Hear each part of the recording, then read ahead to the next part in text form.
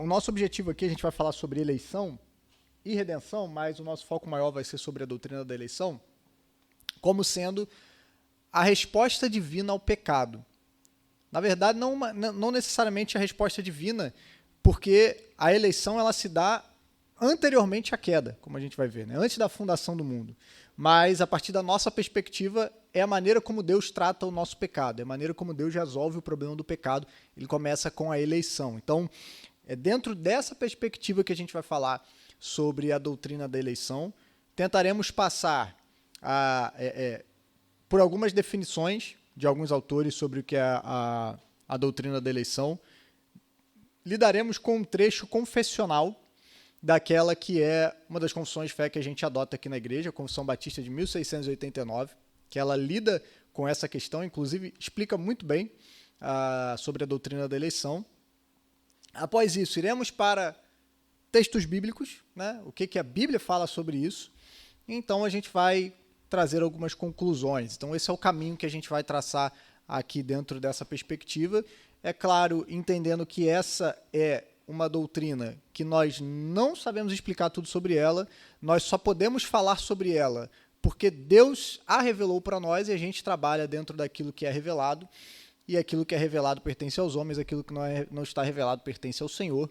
Mas veremos também quais são os objetivos, por que a Bíblia trata, né, principalmente quais são as intenções dos autores bíblicos ao tratarem sobre a doutrina da eleição. Né? Eles têm propósitos quando eles ensinam sobre isso, não é simplesmente sanar a sua curiosidade para saber como que se dá o processo de eleição, como é que foi isso, mas há objetivos claros, há razões por trás das quais eles estão falando sobre essa doutrina. A gente vai falar sobre isso também, então trazer algumas conclusões. Então, para começar a nossa aula, eu quero fazer uma leitura de um trecho desse senhorzinho aí, né? Querido John Piper, e eu queria que vocês... Nazismo? Que é isso, cara? Não, é adoração isso aí. Queria algum voluntário para ler essa frase, por isso que eu pedi para vocês chegarem para frente. Não sei se o Gustavo está enxergando bem aí, Vitória, mais ou menos. Quem está aqui na frente está enxergando melhor, né? Então, quero um voluntário aí para ler. Ler uma voz potente, uma voz que vai se impor aí para nós. Deixa eu ver aqui a hora, porque o Gustavo falou tanto que acabou com a bateria do cronômetro, né? Oi? Estou pedindo para ler agora, né? A primeira ação é ler. O irmão está querendo adiantar as coisas.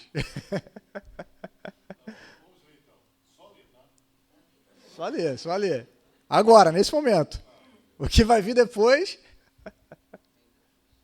Se todos nós somos tão corrompidos que não podemos achegar-nos a Deus sem sermos nascidos de novo pela graça irresistível de Deus, e se esta graça específica foi comprada por Cristo na cruz, então é claro que a salvação de qualquer um de nós se deve à eleição de Deus. Ele escolheu aqueles para os quais mostraria graça irresistível e para os quais a compraria. Agora explica, meu irmão. Inclusive, a voz de... Você falou que trabalha com locução, né? Então, vocês viram, irmão? Lê bem, né? Agora vocês entendem, faz sentido, né? Agora você lê todos os textos agora, meu irmão. De uma clareza, de uma, assim, né? Ministério da Leitura, exatamente. Alguém se atreve a tentar explicar o que o Piper está descrevendo aqui? Alguém gostaria de tentar sintetizar o que ele está falando? Tem um trecho no YouTube, você vai botar lá. Tem vários livros do Piper sobre esse assunto. Mas, basicamente, vamos lá. Vamos tentar caminhar aí dentro dessa perspectiva. A gente acabou de ter uma aula sobre o pecado, né, que demonstra a condição do ser humano. O ser humano pecador. A gente vê as escrituras descrevem a condição do homem em pecado como uma condição de morte. Né? Paulo vai dizer em Efésios 2, estamos mortos em nossos pecados e delitos. Outras passagens vão dizer que a nossa nós somos escravos do pecado, da carne, e somos escravos do pecado, né? A nossa mente está obscurecida pelo pecado. Então, em várias passagens, a Bíblia descreve, e o Gustavo traçou isso aqui, mostrou isso para nós, como que o pecado ele tem uma abrangência, como o Gustavo falou aqui, total, né? A ideia da depravação total. E o que o Gustavo falou muito bem, não é a ideia de que nós somos tão maus quanto poderíamos ser, mas que todos os aspectos da nossa vida como seres humanos foi afetado pela queda. Nossa vontade, os nossos pensamentos, as nossas emoções, o nosso corpo físico foi afetado pelo pecado. Então, tudo isso foi afetado pela queda. Isso que significa depravação total, que não há nenhum aspecto do ser humano que não tenha sido tocado, maculado pela queda. Diante dessa condição, e o Gustavo também falou sobre isso, nós somos incapazes de buscar a Deus por iniciativa própria. Deus precisa fazer algo em nossa direção. Deus precisa vir até nós.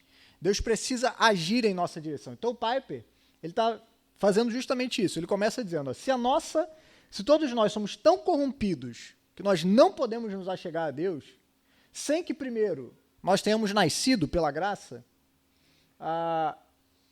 e essa graça ela foi comprada por Cristo na cruz, o Piper está dizendo que só é salvo, essa salvação só nos pode chegar até nós porque Deus nos elegeu para essa salvação. Deus elegeu pessoas para que essas pessoas recebessem essa salvação, porque de outra forma a nossa condição pecadora não teria como garantir para nós ou gerar salvação para nós de alguma forma. Então, o que o Piper está afirmando é que a doutrina da eleição é o que vai descrever para nós por que algumas pessoas são salvas e outras não, a partir do decreto eterno de Deus.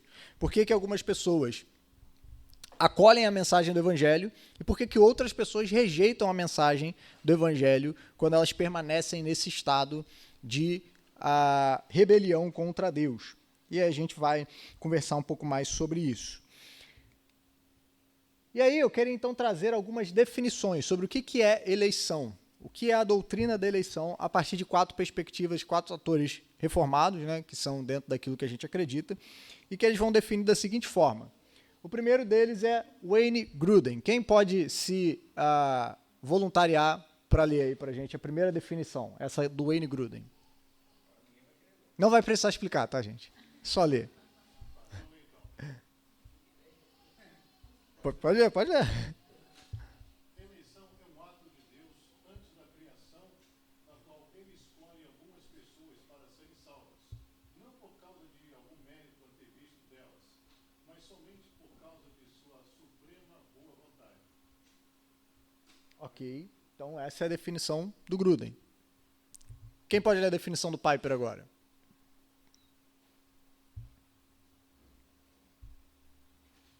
Alguém que saiba ler, por favor.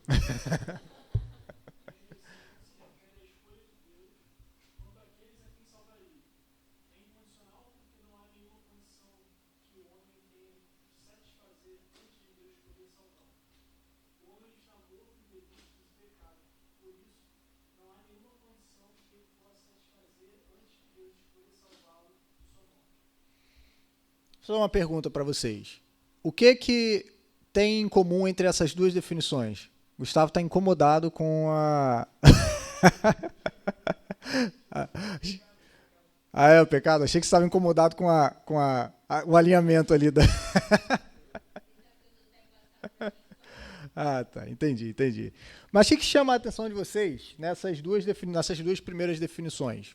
O que vocês percebem em comum entre elas? Temas que ambos os autores estão falando, que a gente poderia citar aí.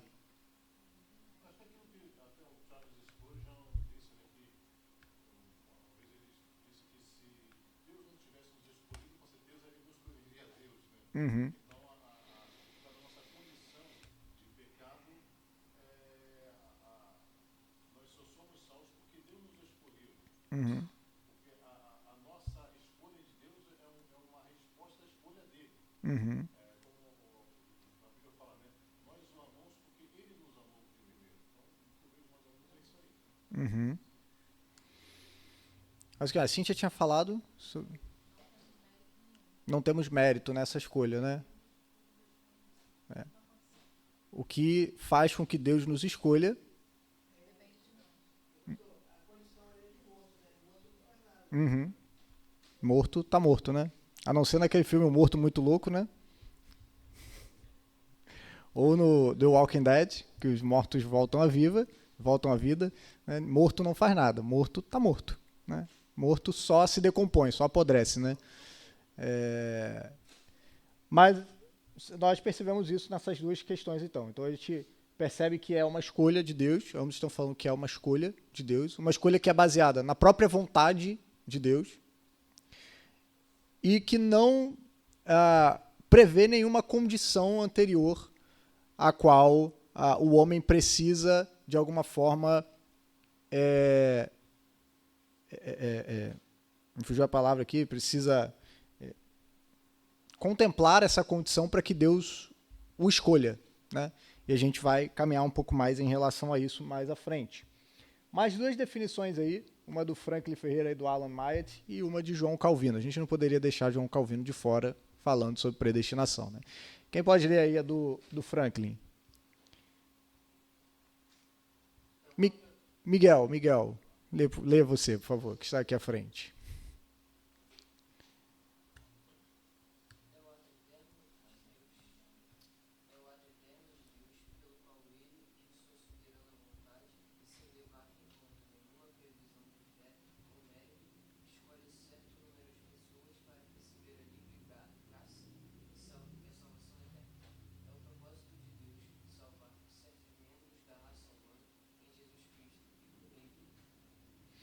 Ok, quem pode ler do João Calvino? Deus designou de uma vez para sempre, em seu eterno e imutável desígnio, aqueles que ele quer que se salvem. Este desígnio, no qual respeita os eleitos, afirmamos haver-se fundado em sua graciosa misericórdia, sem qualquer consideração de dignidade humana. É isso. Então, mais uma vez, vocês veem que as definições dessa doutrina pelos teólogos reformados, elas seguem sempre uma mesma linha, né? A ideia de algo que Deus fez na eternidade passada, né?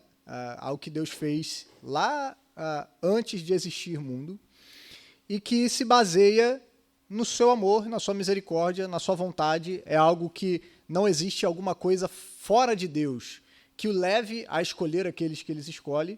Não existe algo que mova a Deus, algo que faça com que Deus haja para escolher essas pessoas, a não ser a sua própria vontade, a sua própria misericórdia. Não existe nenhuma condição que a gente possa subscrever para que Ele nos ame. Ele simplesmente nos ama e escolhe algumas pessoas desde a eternidade, se relacionando com elas desde a eternidade. Então essa é uma definição. São algumas definições que a gente tem sobre a doutrina da eleição. E aí a gente tem uma explicação bem interessante na Confissão de Fé Batista de 1689, que aí eu queria ir lendo ela com vocês e explicando algumas partes, aí a gente refletindo, meditando sobre essa doutrina a partir, e aqui eu vou pegar o microfone antes de ficar melhor, a partir da Confissão de Fé de 1689, aqui é a referência, né? Não é versículo bíblico nem nada, mas é porque está no capítulo 3 da Confissão de Fé, nos parágrafos 3 a 7, onde eles vão falar. Então, se você quiser depois acessar a Confissão de Fé, você pode ir lá, inclusive lá eles vão colocar para cada parágrafo desse aqui, você vai ver toda uma numeração em alguns pontos específicos, vai ter toda uma referência bíblica para basear aquilo que está sendo afirmado aqui. Mas vamos à Confissão de Fé de 1689. Então, pelo decreto e para a manifestação da glória de Deus, então aqui eles já colocam algo interessante para nós, né? O propósito da eleição é para que Deus manifeste a sua glória. A glória de Deus é manifestada por meio da eleição daqueles que serão salvos e também por meio daqueles que serão condenados. A gente vai ver como que isso acontece. Essa Confissão de Fé explica isso. Então, para a manifestação da glória de Deus, alguns homens e alguns anjos são predestinados, ou pré-ordenados, ou eleitos para a vida eterna através de Jesus Cristo, para o louvor da sua graça gloriosa. Os demais são deixados em pecado, agindo para a sua própria e justa condenação, e isso para o louvor da justiça gloriosa de Deus. Aqui tem uma questão que gera muito debate sobre algo que os teólogos chamam de dupla predestinação. Deus elege aqueles que vão ser salvos para a bênção eterna, e Deus também elege aqueles que vão ser condenados para a perdição eterna. Isso gera um debate sobre a misericórdia de Deus ao Deus criar pessoas que ele já sabia que iriam para o inferno, seriam condenadas, já foram criadas com esse propósito. Só que a doutrina reformada da eleição, ela não diz isso. Ela não afirma essa dupla predestinação. Ela afirma que Deus elege aqueles que vão ser salvos, mas aqueles que não serão salvos, o que Deus faz ele deixa eles no seu estado. É como se Deus entregasse eles para que eles fizessem o que eles quisessem. E eles, livremente e espontaneamente, escolhem rejeitar a Deus por causa da sua condição. Então Deus só deixa eles viverem da maneira como eles querem, né? Então essa é a ideia. Aqueles que são eleitos, Deus age na vida deles para atraí-los, mas aqueles que serão condenados, Deus simplesmente os entrega ao seu próprio coração. E nessas duas coisas, nesses dois atos, Deus será glorificado. Naqueles que serão salvos, eles dizem aqui, que esses que serão salvos através de Cristo Jesus será para o louvor da sua graça gloriosa. Então a graça de Deus está sendo enfatizada na eleição daqueles que serão salvos. Deus será glorificado por causa da sua graça e da sua misericórdia exercida na salvação dessas pessoas que não mereciam essa salvação, mas Deus escolheu salvá-las. Vamos dizer assim, a gente está falando sobre um cenário no qual todas as pessoas estão condenadas. Todas as pessoas vão para o inferno. Todas as pessoas merecem a condenação. E Deus, na sua eterna misericórdia, escolhe separar alguns desse bolo todo, alguns que a gente não sabe qual número, se é a maioria, se é a minoria, a gente não sabe, mas a gente sabe que Deus separa alguns desse meio para que eles não pereçam. Então Deus está exercendo a sua graça e a sua misericórdia, que não é um débito. Deus não devia, não é uma dívida. A graça de Deus não é uma dívida, gente. Por isso Deus não é injusto ao fazer isso, porque a graça não é dívida. Deus não tem obrigação nenhuma de exercer graça para conosco. Se Deus condenasse toda a raça humana, ele seria plenamente justo. Ele continuaria bom e continuaria sendo Deus. Mas Deus, na sua misericórdia, e para que a sua glória, para que a sua graça seja glorificada e louvada, ele decide agir para com amor, separando algumas pessoas para a salvação. Isso acontece desde a eternidade. Agora, para aqueles que estarão sendo condenados, Deus também será glorificado. Será glorificado por quê? Porque a sua justiça será enfatizada. A justiça de Deus em condenar pecadores que, veja bem, agem para a sua própria e justa condenação. Isso é importante. Eles não estão agindo como se eles pudessem dizer assim, eu até queria crer, mas Deus não me deixa crer. Tem algo em mim, assim, tem uma trava em mim que não me... Não, eles estão agindo para a sua própria condenação. Eles estão agindo conforme a sua vontade. Eles estão agindo fazendo aquilo que eles querem. Indo para longe de Deus, rejeitando o Senhor. E por conta disso, Deus é justo em condená-los e ele será glorificado, a sua justiça será glorificada através disso. Então Deus será glorificado tanto na sua graça, que é manifestada para aqueles que são eleitos, e será glorificado tanto na sua justiça naqueles que serão condenados. Então, esse é um primeiro parágrafo que eles vão lidar com isso, a doutrina da eleição. Esse segundo parágrafo pequeno aqui, eles vão enfatizar outro ponto importante sobre a doutrina da eleição. Os anjos e os homens predestinados ou pré-ordenados estão designados de forma particular e imutável. O que isso significa?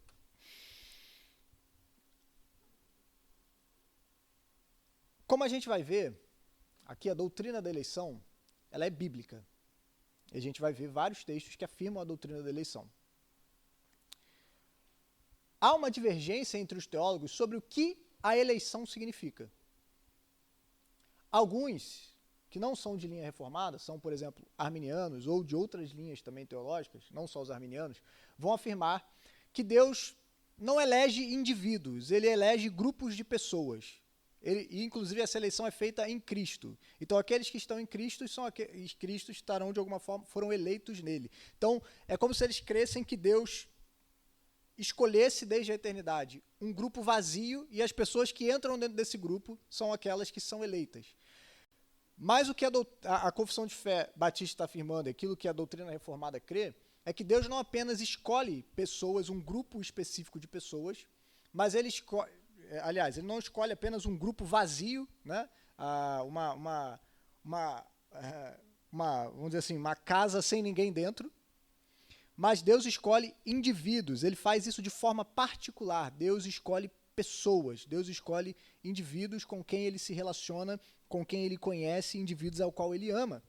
E esse decreto ele é imutável, ou seja, aqueles que Deus elegeu na eternidade chegarão à salvação. Deus garantirá, do início ao fim, a salvação dessa pessoa. Então é imutável, não é que Deus algum dia pode chegar e falar assim: olha, eu te elegi no passado, mas agora eu acho que você não está mais elegível para a salvação. Você se tornou inelegível, né? O STF chegou e fez que você, pelos próximos 8 anos, você está inelegível. A gente não pode mais. Então não morra dentro desse tempo aí que você ficou inelegível, porque senão você perdeu a sua salvação. O que a gente está dizendo é que isso que Deus decretou na eternidade irá se cumprir, e o seu número é tão certo e definido que não pode ser aumentado ou diminuído. Ou seja, aqueles que serão salvos, tanto no passado, no presente e no futuro, Deus já está no final do tempo. Deus já está lá em Apocalipse com a grande multidão que ninguém pode contar, e esse número está lá, né? Deus já sabe exatamente todos aqueles que estão no livro da vida, né? O livro de Apocalipse ele fala sobre isso. Aqueles que foram condenados não tinham o seu nome escrito no livro da vida, escrito antes da fundação do mundo, tal. Então esse é um número que já é definido por Deus. Quem sabe quem é esse número? Quem sabe qual é essa quantidade? Quem sabe quais são essas pessoas? Somente Deus. Somente Deus é que sabe. Nós não sabemos. Terceiro parágrafo. Dentre a humanidade, aqueles que são predestinados para a vida, Deus os escolheu em Cristo para a glória eterna. E isso de acordo com o seu propósito eterno e imutável, pelo conselho secreto e pelo beneplácito da sua vontade, antes da fundação do mundo, apenas por sua livre graça e amor, não havendo em suas criaturas, nada havendo em suas criaturas que servisse como causa ou condição para essa escolha. Então, esse parágrafo aqui está definindo aquilo que a gente chegou à conclusão, que era o que estava presente na definição dos 4 autores que a gente trabalhou aqui. O que faz com que Deus escolha essas pessoas? O beneplácito da sua vontade.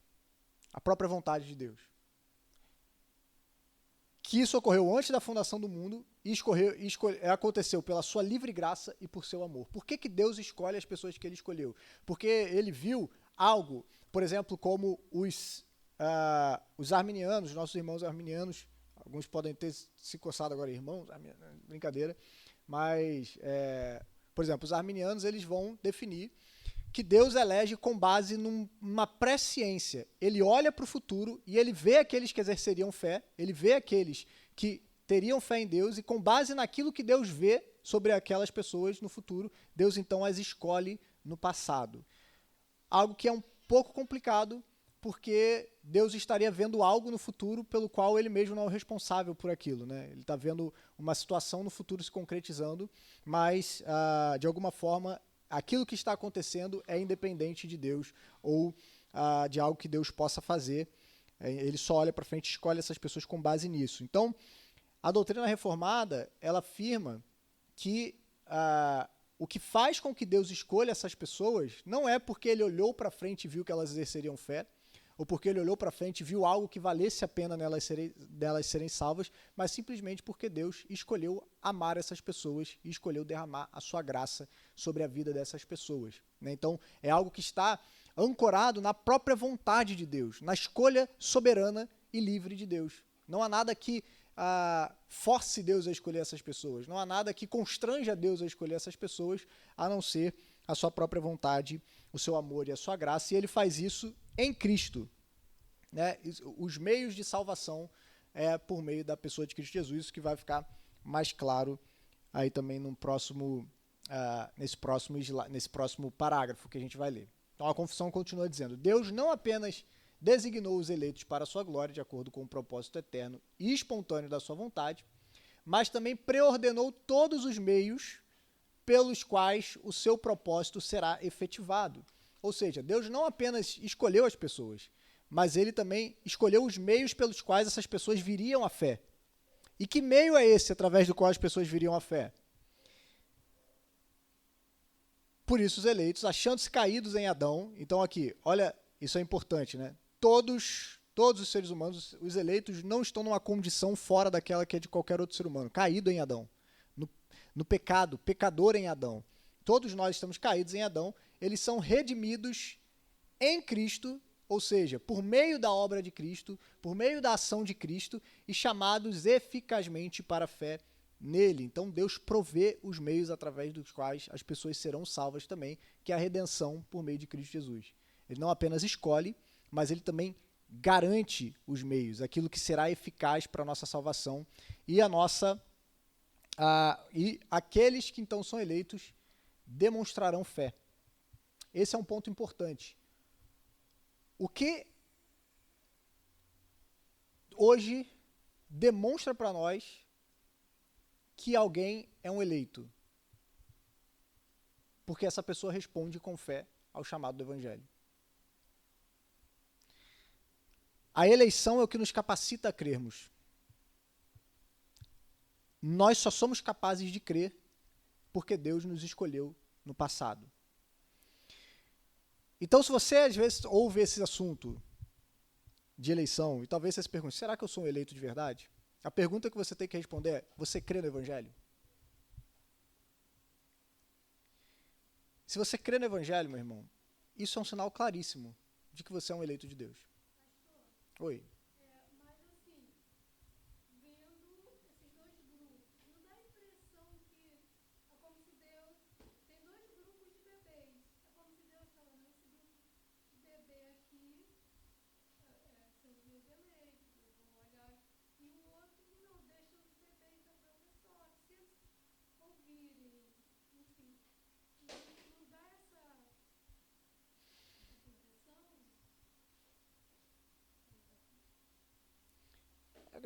Usar a expressão bebê, talvez, né? Não, porque a gente não sabe nada. Aham. Deus, enfim, eu acho que é assim que eu vejo. Uhum. Eu não saberia explicar. Se eu fosse trazer esse assunto para pessoas que não conhecem a Deus, Uhum. Então, esse é um ponto importante. A gente não traz esse assunto com pessoas que não conhecem a Deus. A gente está tratando esse assunto aqui numa aula de escola bíblica. Mas, por exemplo, quando você vai evangelizar, você não chega para alguém e diz assim, meu irmão, se você for um eleito, talvez você venha crer. Né? mas e aí? Mas não dá essa impressão? São dois grupos, um está ali com o olhar de Deus sobre, Uhum. e o outro, ó, se vocês quiserem olhar para mim, Uhum. vocês São, são crianças, são do, então, não são crianças sem entendimento. Esse é o ponto, né? A Bíblia não nos trata como crianças sem entendimentos, né? É o que o Gustavo tratou aqui. Todos nós, em Adão, somos caídos, totalmente. Nós nascemos em pecado. Né? Nós não somos pecadores porque nós pecamos. Porque você nasceu puro, em algum momento você veio a pecar. Todo ser humano que nasce, pisa na terra, já é um pecador digno da condenação. Né?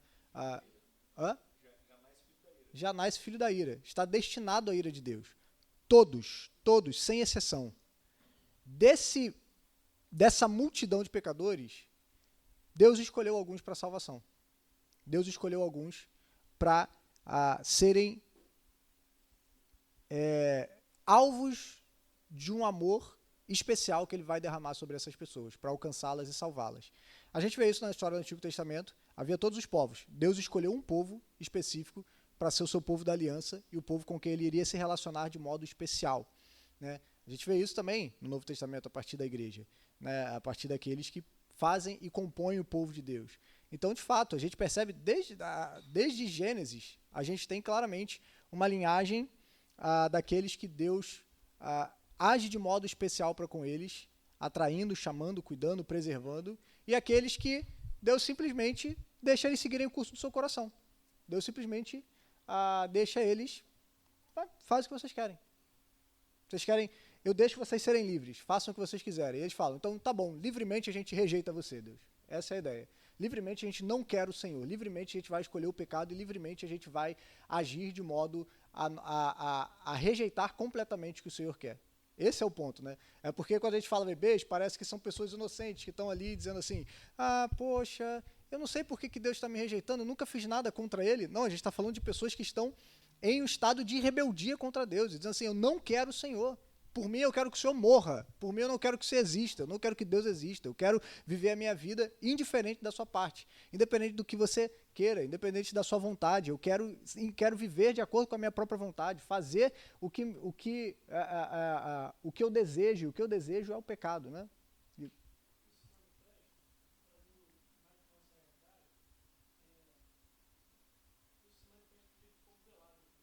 Uhum.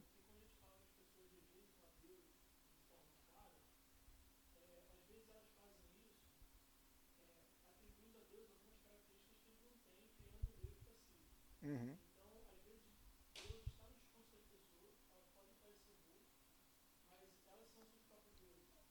Uhum.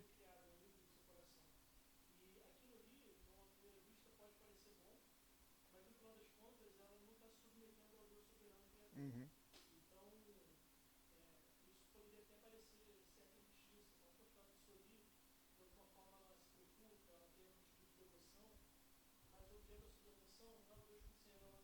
Uhum.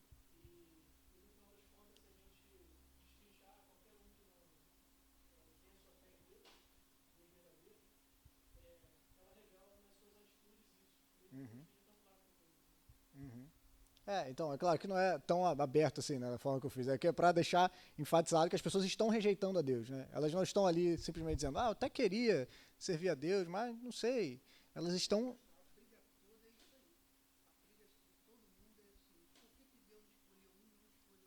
Uhum.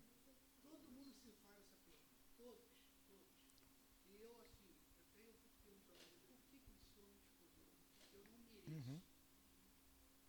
Uhum. Uhum.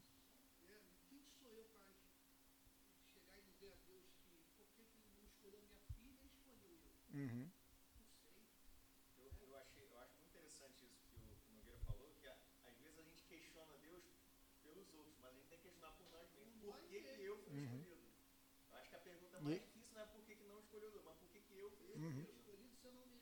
E esse é o ponto. Excelente. Esse é o ponto. O porquê os outros foram rejeitados, a gente sabe. São pecadores. E tu? Aham. O, aham. O grande escândalo da doutrina da eleição não é aqueles que Deus rejeita, é aqueles que Deus escolhe. Esse é o grande escândalo da doutrina da eleição. Não é porque ele rejeitou pessoas que eram indignas dele, pessoas que o rejeitaram. É porque que Deus escolheu amar gente que não merecia. Esse é o grande escândalo da doutrina da eleição. O que levou Deus a amar pessoas que eram... e a gente vai chegar lá quando a gente lê nos textos bíblicos. A gente já está adiantando o texto, por exemplo... que a gente tem de Jacó e Esaú, né? Quando Paulo está lidando com isso em Romanos 9, que ele vai dizer assim, amei a Jacó e rejeitei Esaú. E ele vai dizer, Paulo vai dizer, isso aconteceu antes de que os bebês nascessem, fizessem bem ou mal. Antes disso, Deus já estava dizendo para Rebeca, o mais velho servirá ao mais novo. Antes de qualquer um dos dois tivesse nascido, tivessem praticado bem ou mal, para que se cumprisse o propósito de Deus referente à eleição. Como está escrito, amei a Jacó e rejeitei Esaú. Então, só que quando a gente olha para a história, às vezes a gente olha para a história de Jacó pensando em Jacó como o herói da história. Gente, Jacó é um ser humano desprezível. Você lê a história de Jacó, ele engana o seu irmão, ele engana o seu pai, ele vive só para si mesmo, ele vive só para satisfazer a sua vontade, ele engana tanto que no final ele é enganado pelo seu tio. Né? A história de Jacó é uma história de enganação, de uma pessoa que só vive para enganar os outros.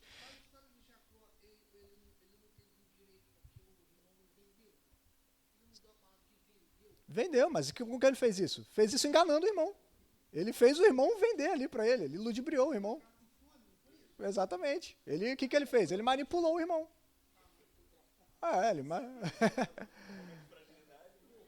Ele engana o irmão, ele engana... ele engana o irmão, ele engana o pai, né? Ele engana o pai, ali a bênção, né? Ali que ele vai com a ajuda da mãe, inclusive, né? E a gente vê, Jacó é um ser humano desprezível, até o momento em que ele tem a sua conversão, né? Que é ali quando Jacó luta com Deus, né? Que o caráter dele é transformado. Eu creio no seguinte, que a nossa dificuldade como ser humano caído é que pela desobediência que está na nossa cabeça e pela nossa justiça enganosa, que às vezes leva a uma justiça, eu quero justiça, não é justiça, é vingança. Então, a gente olha para as coisas pré-determinadas por Deus numa condição nossa caída.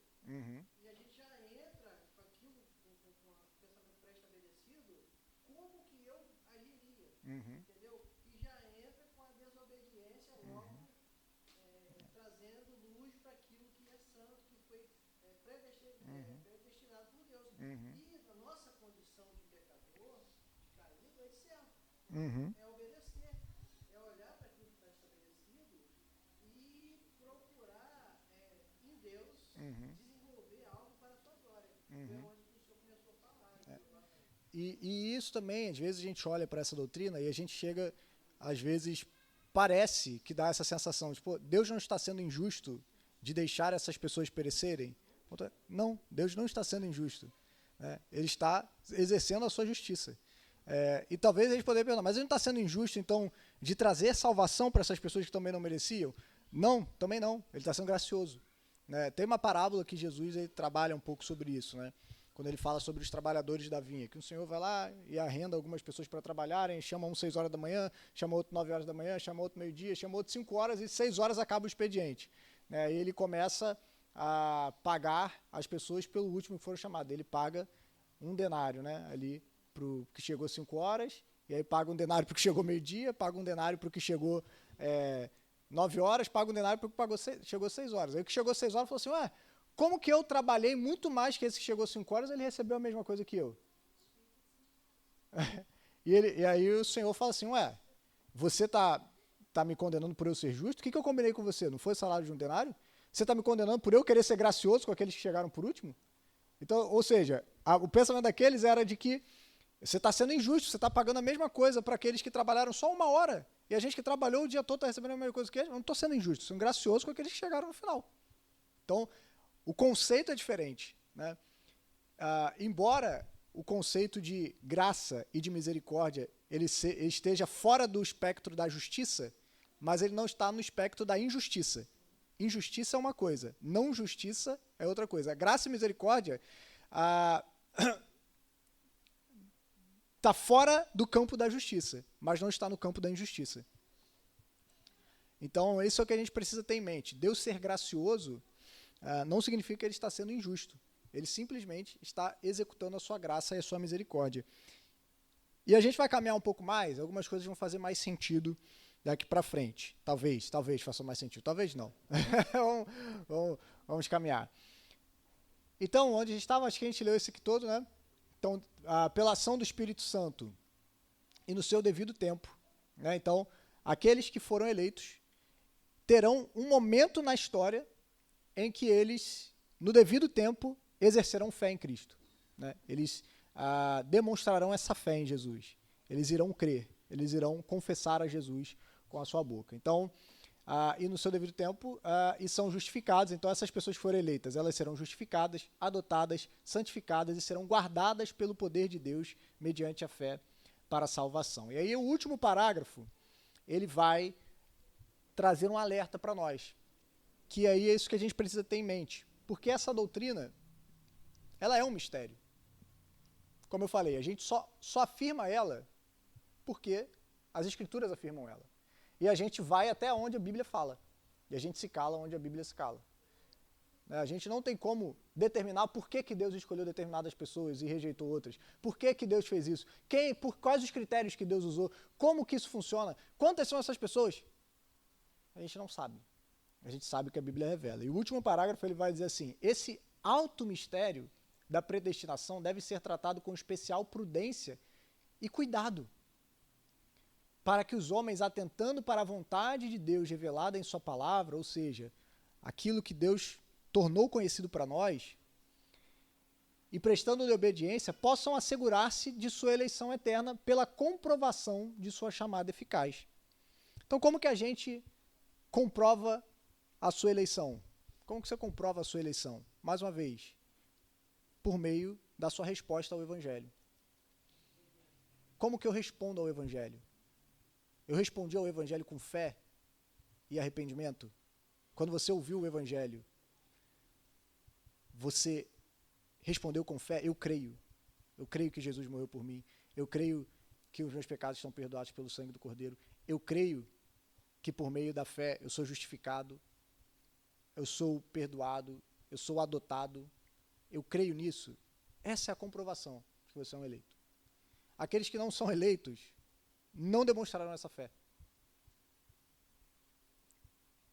Eles não têm como ter essa fé. Eles rejeitarão o Evangelho. Esse é o ponto. Então, como que a gente sabe que alguém é um eleito de Deus?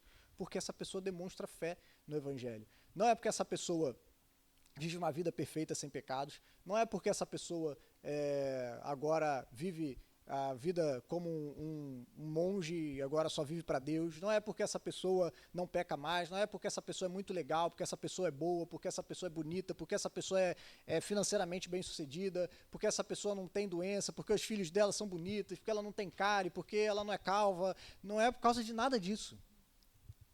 É porque nós temos fé em Cristo e somos justificados mediante essa fé. E essa fé, em resposta ao Evangelho, só é possível para aqueles que foram eternamente chamados por Deus, eleitos por Deus. Então, será desse modo que a doutrina da predestinação promoverá louvor, reverência e admiração a Deus, bem como humildade, diligência e consolação abundante para todos aqueles que obedecem sinceramente ao Evangelho. Então, aqui nesse parágrafo final, a confissão de fé, ela já está demonstrando qual é o objetivo, um dos objetivos da doutrina da eleição. Por que ela é revelada para nós? Porque o objetivo dela é gerar glória a Deus, gerar louvor a Deus, promover admiração a Deus e gerar humildade em nós. Quando nós paramos e fazemos essa pergunta que o Nogueira falou aqui, por que eu? Senhor, por que eu? Um ser humano, pecador, miserável, que te rejeitei a minha vida inteira, o que fez o Senhor me amar? O que o Senhor viu em mim?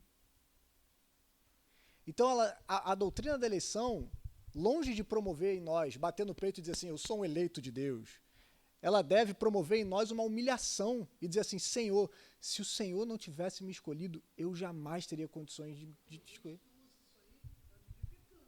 Exato. Tem. Uhum. Uhum. Esse é um problema. Por exemplo, a gente tem um exemplo bíblico disso. O povo de Israel sentou em cima da sua eleição e bateu no papo assim, no peito e disse assim, nós somos o povo de Deus, nós somos o povo eleito de Deus, Deus está conosco, Deus está do nosso lado, Deus nunca vai nos abandonar, nós somos a propriedade exclusiva de Deus. E aí, exatamente, e aí é o que Paulo vai tratar em Romanos 11, vai dizer, a promessa de Deus falhou? Então, se Israel era o povo eleito de Deus e eles foram rejeitados por Deus, a promessa de Deus falhou, aí Paulo vai tratar. Nem todos que eram de Israel eram israelitas de verdade, mas aqueles que têm a mesma fé de Abraão é que são. Uhum. Então, a doutrina da eleição, ela justamente deve promover em nós essa humilhação. Ela deve fazer a gente se aproximar de Deus com reverência e dizer assim, e deslumbramento de Senhor, por que eu? Senhor, se o Senhor não tivesse agido no meu coração, se o Senhor não tivesse vencido a minha dureza, se o Senhor não tivesse me chamado, se o Senhor não tivesse me regenerado, se o Senhor não tivesse me escolhido, eu jamais teria condição de vir até o Senhor. Eu jamais teria condição de escolher o Senhor. Eu não teria inteligência suficiente para isso, eu não teria força suficiente para isso, eu não teria fé suficiente para isso. Eu sou um pecador miserável. Então, quando a gente reconhece isso, inclusive, isso muda a maneira como a gente participa de um culto, como a gente louva a Deus, porque a gente louva a Deus de coração, dizendo de fato, Senhor, obrigado, porque eu não mereci isso aqui. Não há nada em mim, tudo que eu merecer era condenação. Mas por algum motivo o Senhor me amou. Por algum motivo que eu não sei dizer. O Senhor enviou Cristo para morrer por mim. Por algum motivo que eu não sei explicar. O Senhor gerou fé no meu coração. E eu serei eternamente grato ao Senhor por isso. Saul.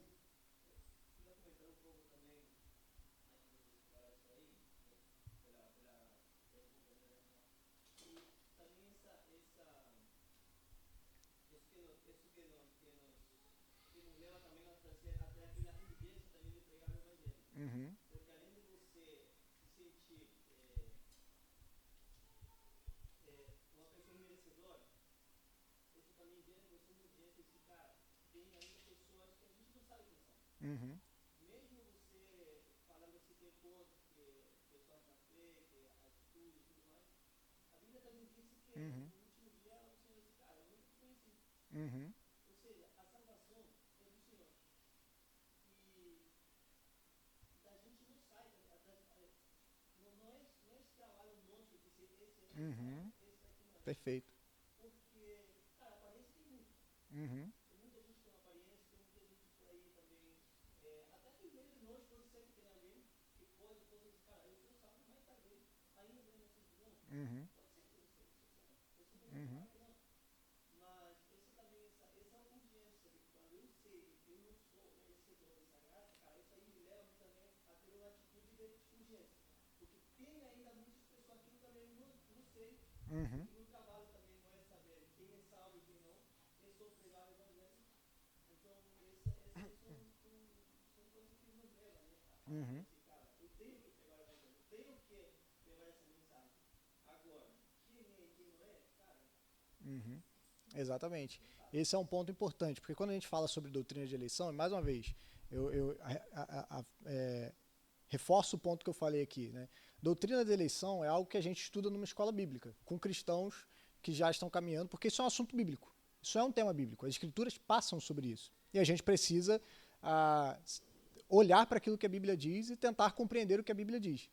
Mas não é um assunto que a gente vai tratar em evangelismo, né?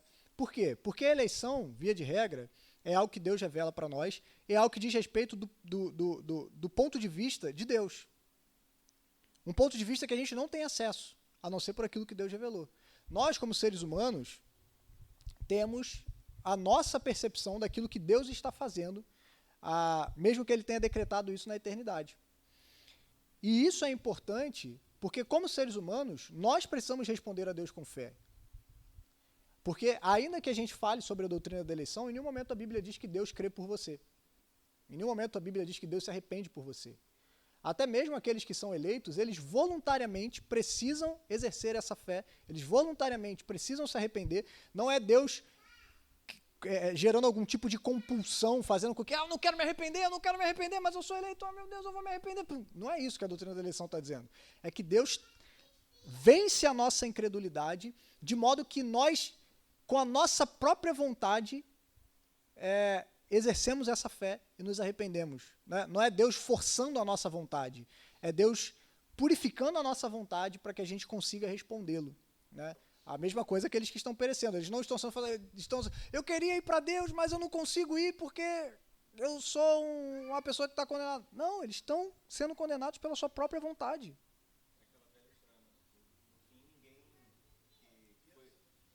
Os perdidos não poderão reclamar, né? Poxa, eu queria tanto estar no céu. Você passou a sua vida inteira não querendo estar com Deus. Por que você vai querer passar a eternidade? E isso que Saul falou é importante, né? Também. Não cabe a nós definirmos quem é eleito. Deus não diz para você olhar e dizer assim, esse tem cara de eleito, hein? Ou então, esse aí não sei não, tem cara... O que a Bíblia nos chama a fazer é pregar o evangelho a toda criatura. E a gente vai chegar a uma aplicação disso, que é sobre o evangelismo, e aí eu não quero adiantar não, mas isso é importante. A gente não tem que viver pensando assim, será que fulano é eleito? Não sei não, hein? Será que... A doutrina da eleição, ela gera algumas coisas que a gente vai ver, o porquê, e ela também traz-nos conforto em relação à nossa própria condição diante de Deus. Porque às vezes nós passamos por situações em que talvez você possa questionar a sua salvação. Talvez você viva um período ali conturbado de vacilo na sua vida espiritual, de não buscar o Senhor, de deixar a leitura da Bíblia, a oração de lado.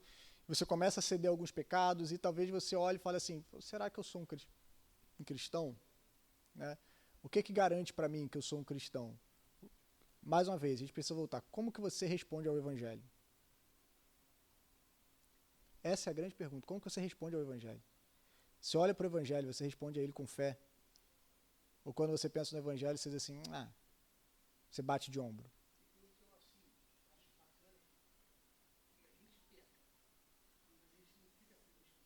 Uhum. É a diferença da ovelha para o porco. Sabe qual é a diferença da ovelha para o porco? A ovelha, você pode ir lá dar um banhozinho nela, botar um lacinho na cabecinha dela, ela vai andar, vai cair na lama, pum! Só que o que vai acontecer? A ovelha não vai ficar ali. Ela vai sair dali, ela vai ficar incomodada com a lama. O porco é diferente, você pode pegar o porquinho, você pode dar um banho nele, você pode pintar a unha dele, você pode botar o lacinho, aplicar um perfume. A hora que ele vê a primeira poça de lama, o que ele vai fazer? Ele vai pular lá dentro. Pum. Por quê? Porque é da natureza do porco ir para a lama, não é da natureza da ovelha. A ovelha, ela eventualmente cai na lama, mas aquele não é o ambiente dela. É diferente do porco. O porco, o ambiente dele é a lama, né? Então, a ovelha, ela pode cair, ela vai se sujar, ela precisa ser limpa diversas vezes.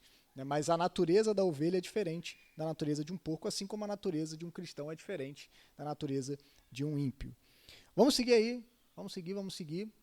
Mas a gente precisa ir com a base bíblica para isso, né? Base escriturística. Olha o que o Sproul vai dizer. Se temos de ser bíblicos em nossa teologia, devemos incluir algo da doutrina da predestinação. Porque a Bíblia, e ele vai dizer assim, não Agostinho, não Lutero, não Calvino, mas a Bíblia apresenta claramente o conceito. Então, isso é importante para nós, por quê? Porque a doutrina da eleição e da predestinação está nas Escrituras. E é por isso, eu já vi pessoas dizendo assim, eu não acredito na doutrina da predestinação. Não acredito na predestinação. Você fala assim, então você não acredita em algo que está na Bíblia. Você não acredita em algo que claramente está revelado nas Escrituras. Porque a grande discussão entre os teólogos não é sobre a doutrina da predestinação ou não. A grande discussão entre os teólogos é sobre o que a predestinação é. Como nós entendemos a doutrina da predestinação. Mas não se ela é bíblica ou não. Ela é bíblica. A questão é como interpretaremos essa doutrina. E aí você tem os teólogos de diversas linhas que vão trazer interpretações desse texto. Mas a gente tem vários textos que é difícil fugir daquilo que ele está afirmando. Por exemplo, como o texto de Atos 13, 48. Quem pode ler aí para a gente, Atos 13, 48? Está aí no telão.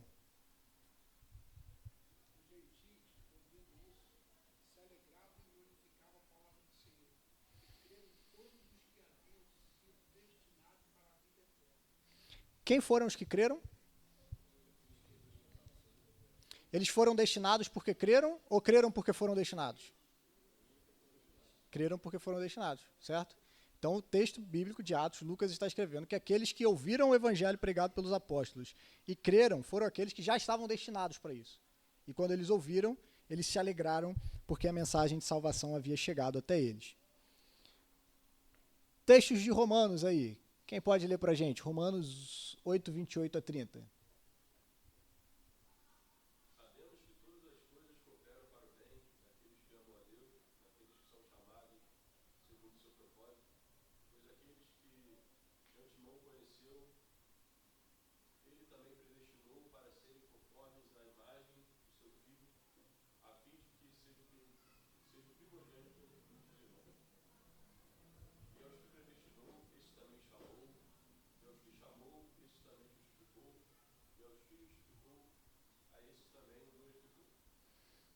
Então, a gente vê aí, mais uma vez, Paulo falando sobre a doutrina da predestinação.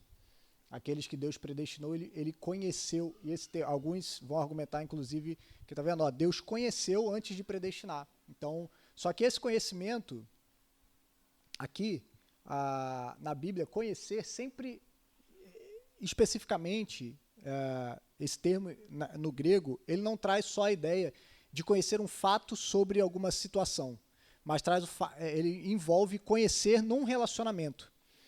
Quando diz que Deus conheceu aqueles que de antemão ele predestinou, basicamente Paulo está dizendo que Deus já se relacionava com essas pessoas em um relacionamento de misericórdia e amor. Então, basicamente, quando Paulo diz que ele conheceu, ele está dizendo que Deus já amava e se relacionava com essas pessoas que foram predestinadas, né? Um relacionamento de amor. E aí tem uma sequência daquilo que é chamado de ordem de salvação, né? Os que predestinou também chamou, os que chamou justificou, os que justificou glorificou, né? Ou seja, do início ao fim, a salvação pertence ao Senhor.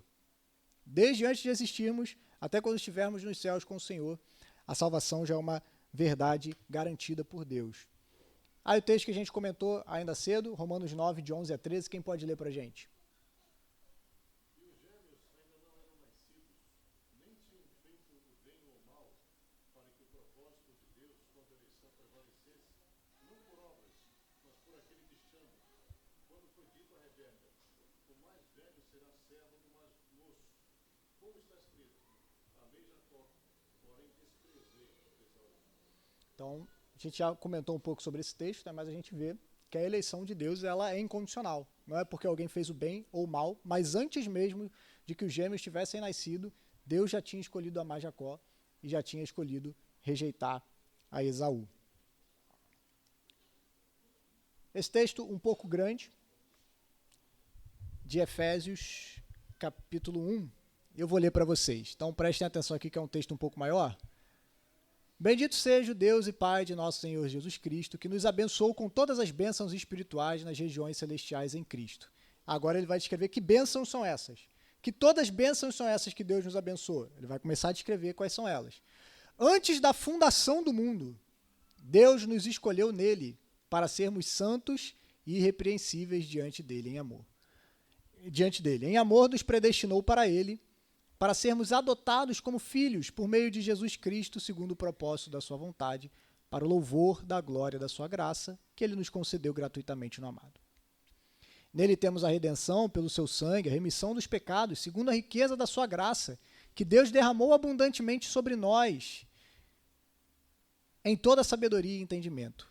Ele nos revelou o mistério da sua vontade, segundo o seu propósito, que ele apresentou em Cristo de fazer convergir nele, na dispensação da plenitude dos tempos, todas as coisas, tanto as do céu como as da terra. Em Cristo, fomos também feitos herança, predestinados segundo o propósito daquele que faz todas as coisas conforme o conselho da sua vontade, a fim de sermos para o louvor da sua glória, nós, os que de antemão esperamos em Cristo. Então, nesse texto belíssimo, Paulo está descrevendo essa ação de Deus. Antes da fundação do mundo, ele nos escolheu em Cristo, ele nos predestinou para sermos para o louvor da sua glória, da sua graça, né? Nós fomos predestinados segundo o propósito daquele que fez todas as coisas conforme o conselho da sua vontade. Então perceba, a doutrina da predestinação, da eleição, está nesse texto, está na Bíblia. Está aí, essa é a base bíblica, a gente precisa lidar com isso, né? Alguns outros textos um pouco menores. Quem pode ler para a gente? 1 Tessalonicenses 1, 4 e 5.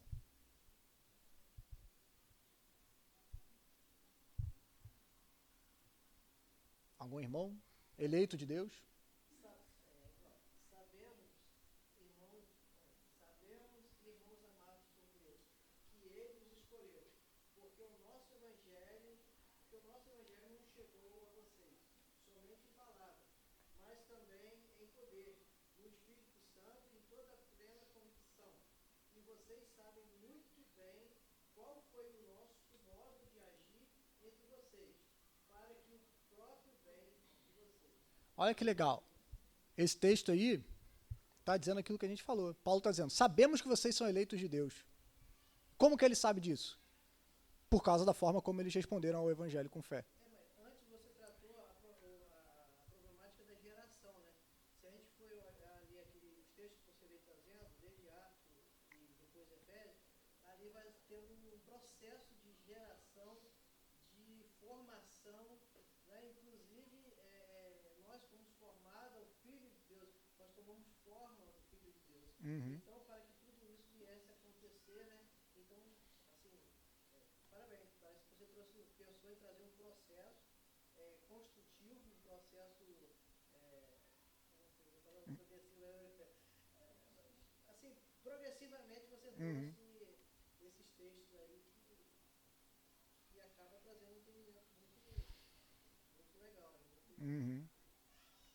Obrigado, irmão, pelos parabéns. Porque se você for voltar ali, né, claro que não vou voltar agora, mas você está trazendo um processo de geração do cristão. Uhum. Né? Então ali está em etapa onde que nós temos que buscar, né? Não bem buscar, né? Nós estamos excluindo, nós estamos dizendo aí, mas que a gente tem que tratar com obediência aquilo que foi estabelecido pelo nosso Senhor. Uhum. Quer falar, Rose? Então, pastor, aí no decorrer dos textos a gente vai vendo que o que foi oferecido, nada do que foi oferecido tudo que foi oferecido para os eleitos não foi negado para os Exatamente. Não foi negado, exato. que dá Uhum. entendimento. E é isso que a gente vai chegar lá no final, exatamente isso, né? O que a doutrina da eleição, ela basicamente vai responder para nós por que alguns creem e outros não. Por que às vezes duas pessoas que estão ali ouvindo a mesma mensagem, o que faz com que aquela mensagem caia num coração e frutifique e no outro não, sabe? Então, a gente pensa na doutrina da eleição não antes das pessoas. Isso é algo que a gente faz posteriormente na nossa reflexão. Basta você... Eu acho que se cada um de nós olhar para a nossa própria experiência de conversão, você vai chegar à conclusão e vai falar assim, rapaz, eu só sou crente por causa de Deus mesmo. Eu olho para trás e vejo as coisas que me fizeram parar dentro de uma igreja e chegar à fé, e por mais naquela época eu não soubesse o que estava acontecendo, hoje eu olho para trás e vejo, cara, foi Deus guiando do início ao fim esse processo. Pastor, eu sempre falava assim, se Deus existisse, o mundo estava como está. Eu sempre falava isso. Então era praticamente um apelo. Aham. Por que o mundo está assim? Porque se Deus existisse, o mundo não estaria assim. Aham. Hoje o entendimento é, o mundo está assim porque ninguém ama Deus. Uhum. Existia essas coisas no mundo, né? Ninguém acredita. A gente rejeita Deus mesmo, rejeita mesmo. Uhum. Não se entra. Sim, sim. Porque tudo que você vê não é uma obra por acaso. Uhum. Não existe a possibilidade nenhuma de um leão, um tigre, um ser humano, não tem como. A hipótese de uma explosão. Explosão ela danifica tudo, ela não faz. Uhum. Destrói, né? Cada coisa mais linda do pavão, os pequenos animais, o corpo humano é perfeito. Uhum. O corpo humano é muito, ninguém consegue nem estudar o corpo humano de tão perfeito que ele é. Deus existe. Uhum. Nosso pecado cega e não enxergar as coisas de Deus. Por isso que às vezes as pessoas falam assim, como que um índio, ele não teve oportunidade de conhecer a Deus, mas como que ele levanta a igreja? Uhum. Tudo é igreja e o que criou o sol? Uhum. Tem essa capacidade dele. A própria natureza leva a eles, né, a definir o amor de Deus. E a gente não rejeita, né? Ariel. A parábola do semeador, né? Porque a semente ela não é lançada apenas no solo bom, né? É lançada em todo tipo de solo. E o resultado não é a qualidade da semente. A diferença do resultado não é a qualidade da semente, mas a qualidade do solo, né? Do tipo de solo. Exatamente. E vamos dar uma corrida aí. 2 Tessalonicenses 2,13, também escrevendo a igreja dos Tessalonicenses, né? Paulo vai dizer, mas devemos sempre dar graças a Deus por vocês, irmãos amados, pelo Senhor, porque Deus os escolheu desde o princípio para a salvação, pela santificação do Espírito e na fé, e fé na verdade. Então olha só que legal, nesse texto aqui, Paulo, inclusive essa é a doutrina da eleição, uma dos fatores interessantes sobre ela. Quem é glorificado na salvação? Deus. Porque Paulo está dizendo, é como se Paulo dissesse, a salvação de vocês é resultado da obra de Deus. Então, glória a Deus pela salvação de vocês. Não foi resultado da inteligência de vocês, não foi resultado da sagacidade de vocês, não foi resultado de alguma coisa que vocês fez. Então, a glória pela salvação de vocês não é você, é a Deus. Se fosse uma questão de entendimento, só os mais estudados. Se fosse uma questão de entendimento, Jesus não teria falado assim, glória eu te dou, Pai, porque ocultaste essas coisas dos sábios e revelaste elas aos pequeninos. Né? Então, seguindo aí, 2 Timóteo, né, falando sobre a salvação, que nos salvou e nos chamou com santa vocação, não segundo as nossas obras, mas conforme a sua própria determinação e a graça que nos foi dada em Cristo Jesus antes dos tempos eternos. Mas aí falando que não é pela nossa obra que nós fomos salvos, não é pelo que fazemos. Aí outros textos também de Paulo. Por essa razão, tudo suporto por causa dos eleitos, para que também eles obtenham a salvação que está em Cristo Jesus com glória eterna. Pedro também vai dizer, eleitos segundo a presciência de Deus Pai, em santificação do Espírito, para a obediência e a aspersão do sangue de Cristo Jesus, que a graça e a paz sejam multiplicadas. Também Pedro vai falar que nós somos geração eleita.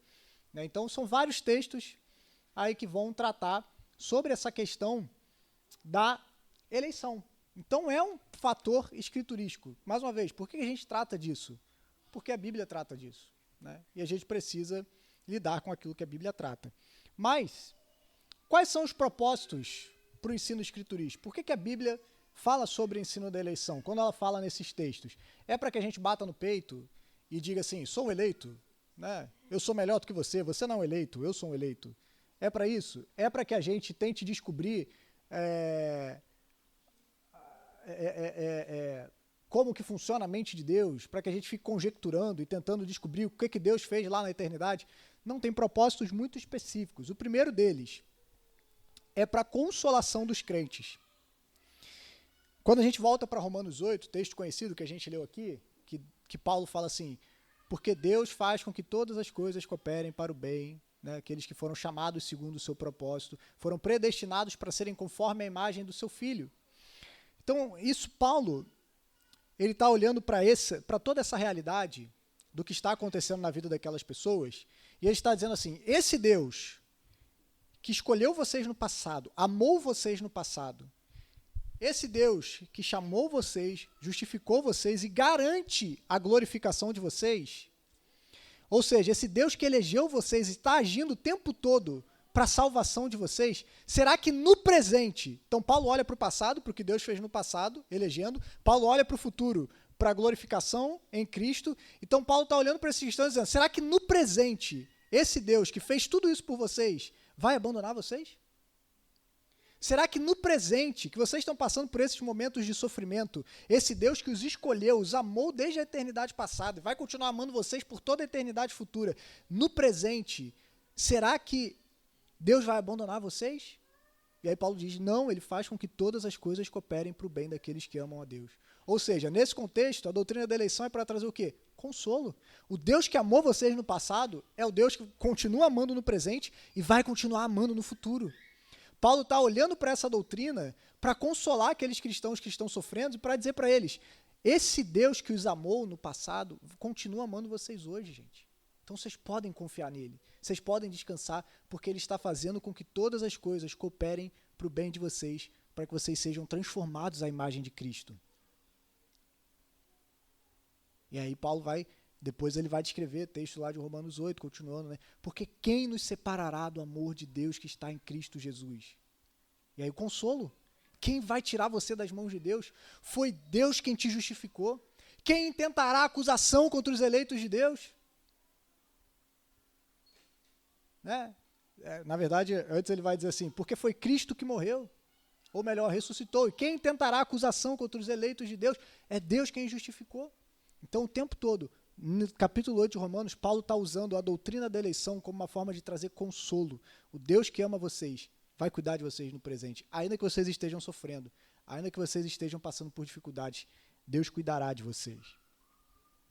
Uma segunda razão, e a gente já tratou dela aqui, como uma forma de louvar a Deus. A gente leu ali 1 Tessalonicenses 2. A gente viu que a razão por qual Deus pode dar graças, a razão pela qual Paulo pode dar graças a Deus pelos Tessalonicenses, é que ele sabe que Deus é, no final das contas, o responsável pela salvação deles. E que Deus os escolheu para serem salvos. Então, por isso, é apropriado louvar a Deus. Quando a gente entende a doutrina da eleição, ela amplia o louvor dado a Deus por causa da nossa salvação e ela diminui qualquer orgulho que nós possamos ter. A doutrina da eleição diminui qualquer orgulho. Se você se acha bom, se você se acha mais espiritual, mais religioso, a doutrina da eleição não dá espaço para nenhum tipo de orgulho. Ela está dizendo assim, você só crê porque Deus te amou primeiro. Não há nada em você. Então, baixa a bola. Não tem por que se orgulhar. Não tem por que você achar que você é melhor. a sua salvação não depende de alguma coisa boa em você. Não há nada que você mereça receber crédito na sua salvação. Só quem recebe crédito na salvação é Deus, e por isso a gente deve louvá-lo de todo o coração. Uma terceira razão é como incentivo à evangelização, como Saul falou aqui. E talvez alguém poderia levantar e perguntar, por que a gente vai evangelizar então se Deus já elegeu os seus? Justamente por causa disso. Porque o Deus que elege é o Deus que também escolhe os meios para a salvação. E o meio que Deus escolheu chamar os seus eleitos é por meio da pregação do evangelho. Então por que a gente prega? Paulo vai dizer, 2 Timóteo, que a gente leu aqui, né? Tudo suporto por causa dos eleitos, para que também eles obtenham a salvação que está em Cristo Jesus. Paulo sabe que Deus escolheu algumas pessoas para serem salvas. E ele enxerga isso como um estímulo para pregar o evangelho, mesmo que signifique suportar grande sofrimento. Por que eu sofro? Paulo está dizendo. Porque eu sei que enquanto eu prego, aqueles que pertencem a Deus ouvirão a sua voz e virão a ele. Então isso me leva, inclusive, a passar por sofrimento, sabendo que não vai ser em vão, que eu não estou pregando aqui para gente que eu não sei se vai crer ou não vai crer, porque Paulo acreditava que aqueles que pertencem ao Senhor, aqueles que são ovelhas de Cristo, ouvirão a sua voz, e quando ouvirem a voz do seu pastor, seguirão a ele. E Paulo está dizendo, por isso eu sou capaz de suportar até sofrimento para pregar o evangelho, para que essas pessoas possam ouvir a voz de Cristo. Então, longe da doutrina da eleição fazer com que Paulo ficasse de braço cruzado, a doutrina da eleição incentivou Paulo a pregar o evangelho a toda criatura. Como o Rose falou, esse evangelho é ofertado a todos. A gente não olha para aquelas pessoas e diz assim, aquele pessoal ali tem cara de que vai aceitar o evangelho. Não, a gente prega para todo mundo. Porque muitas das vezes acontece que aqueles que têm cara de que vão aceitar, não aceitam. E aqueles que têm cara de que não vão aceitar, vão se tornar os crentes mais piedosos que você vai conhecer na sua vida. E talvez você seja essa pessoa. Que alguém no passado, as pessoas olhavam para você e falavam assim, ih, Nogueira, crente? Pff, duvido.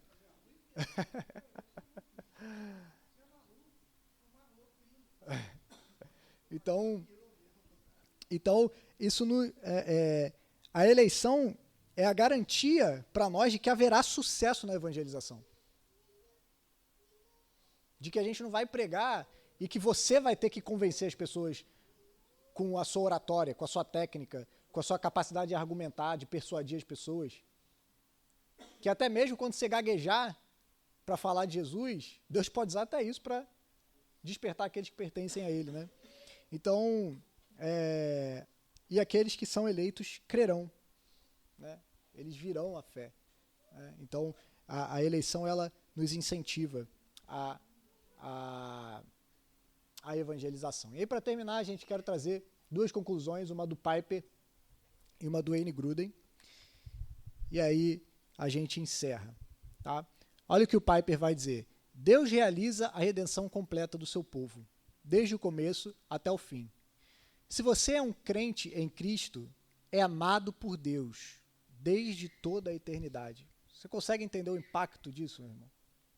Se você crê em Cristo, significa que Deus já te amava desde toda a eternidade. Ele já te conhecia e Ele te amou, não quando você começou a crer, mas Ele já te amava eternamente. Ele já te amava. Ele colocou o seu favor sobre você antes da criação do mundo. Ele o escolheu quando viu em sua condição desesperadora. Ele o escolheu incondicionalmente para si mesmo. Não podemos nos vangloriar de nossa eleição. Isso seria uma profunda incompreensão do significado de incondicionalidade. Quando não tínhamos nada, de maneira alguma, a nos recomendar para com Deus, Ele colocou espontaneamente o seu favor sobre nós. Aconteceu conosco o mesmo que aconteceu na eleição de Israel. Não vos teve o Senhor afeição, nem vos escolheu, porque fosseis mais numerosos do que qualquer povo, pois éreis o menor de todos os povos, mas porque o Senhor vos amava. Deuteronômio 7, de 7 a 8. Leia com atenção. Ele ama porque o ama. E ele resolveu fazer isso na eternidade. E porque o seu amor por você nunca teve um começo, também não pode ter fim. Olha como a doutrina da eleição, quando compreendida de modo correto, ela traz consolo para nós. Por que Deus te ama? Ele te ama porque Ele te ama, meu irmão. Não é porque você faz as coisas certas. Não é porque você é um bom cristão. Não é porque você é bom de teologia. Não é porque você faz boas obras. Deus te ama porque Ele te ama. Isso significa que Ele não vai te amar mais. Não é possível Ele te amar mais, né? Ele não vai te amar menos. Que Ele já te ama de modo perfeito. Não há como acrescentar a esse amor. É como o amor... algo que se aproxima a isso é o amor de um pai por um filho, de uma mãe por um filho. Você ama o seu filho porque você o ama. Não é porque ele é obediente. Não é porque ele faz as coisas certas. Você ama porque você ama. Né? Então, Deus te ama porque Ele te ama, meu irmão. Quando você errar, quando você pecar, lembre-se disso. Deus te ama porque Ele te ama. Não é porque você cumpre alguma coisa. Quando você peca, Ele não olha para você e fala assim, tô te amando um pouquinho menos agora, hein? Porque você não fez nada para merecer esse amor. Então não tem nada que você possa fazer para perder esse amor. Então quando você pecar, o que você tem que fazer é se entregar a esse amor. Reconhecer o seu pecado e dizer, Senhor, obrigado, porque o Senhor continua me amando apesar de mim. Apesar de mim, o Senhor continua me amando. E aí o Gruden também vai falar pra gente, né? Aí para concluir. Por que sou um cristão? Por qual razão decisiva Deus decidiu me salvar? A doutrina da eleição responde que sou cristão só porque Deus, na eternidade passada, decidiu aplicar seu amor sobre mim. Mas por que Ele decidiu aplicar seu amor sobre mim? Não por qualquer coisa boa em mim, mas simplesmente porque Ele decidiu me amar. Não há razão mais profunda do que essa. A doutrina da eleição confere-nos humildade diante de Deus para pensar dessa forma. Faz-nos perceber que não temos direito algum à graça de Deus. Nossa salvação deve-se somente à graça. Nossa única resposta apropriada é dar eterno louvor a Deus. Então, é isso que a eleição deve causar, a doutrina da eleição deve causar em nós. Louvor a Deus, maravilhamento por um Deus que nos amou sem a gente merecer. Ele fez isso desde a eternidade. É isso que a doutrina... Se a doutrina da eleição está te fazendo ficar mais orgulhoso, você entendeu errado. Se a doutrina da eleição está te fazendo ficar confuso, preocupado, sei lá, você ainda não compreendeu o propósito dela. Porque o propósito dela é justamente nos levar a louvar a Deus pela salvação. Senhor, eu não merecia, mas o Senhor me amou. E hoje eu vou louvar esse Deus que me amou desde a eternidade. A minha resposta é louvá-lo e adorá-lo e entregar toda a minha vida ao Senhor, porque o Senhor me amou. E eu sou incapaz de te amar. Meu amor pelo Senhor é tão fraco, mas o Senhor ainda assim me ama, e continua me amando, e continuará me amando. Então, esse é o objetivo, meus irmãos, porque a nossa condição, que nós estávamos de pecado, só é possível sermos salvos, porque Deus nos amou. Porque se não fosse assim, nenhum de nós alcançaríamos misericórdia. Mas é porque Deus é misericordioso e Ele ama. A gente pode louvá-lo por essa graça que foi derramada em nossas vidas. Amém? Tudo certo? Dúvidas, perguntas? Acredito que muitas dúvidas, né? Acaba sendo uma doutrina que gera dúvidas. Mas, para além das dúvidas, meus irmãos, que a gente possa olhar para isso, que é claramente revelado para nós. E não ficar debatendo quem é eleito, quem não é, por que foi eleito, por que não foi. Que a gente faça uma oração segundo, como a de Spurgeon, né? Eu acho que foi Spurgeon que fez essa oração. Senhor, salva os seus eleitos e mais alguns. Era a oração de Spurgeon. Salva os seus eleitos e mais alguns. A gente não sabe quem é, então a gente prega para todo mundo e a gente pede para que Deus vença a dureza de coração, né? E que Deus nos ajude e nos leve a louvá-lo por essa tão grande graça que foi derramada a nós. Amém?